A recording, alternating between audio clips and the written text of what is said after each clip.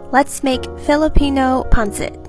And for this recipe, I am going to be using this little seasoning packet from Mamacita's, which makes it super easy. All you have to do is add the packet to 2 cups of water and then cut up your vegetables and protein.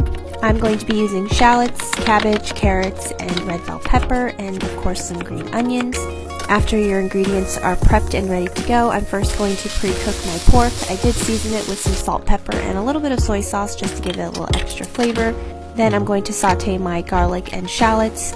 You can definitely use regular onions, but shallots are a little bit milder and sweeter than regular onions.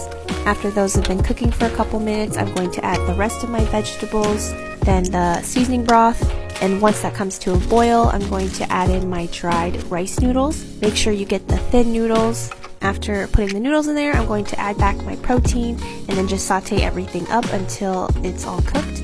The noodles were extremely long, so I went ahead and gave them a little cut and topped with some scallions. Enjoy!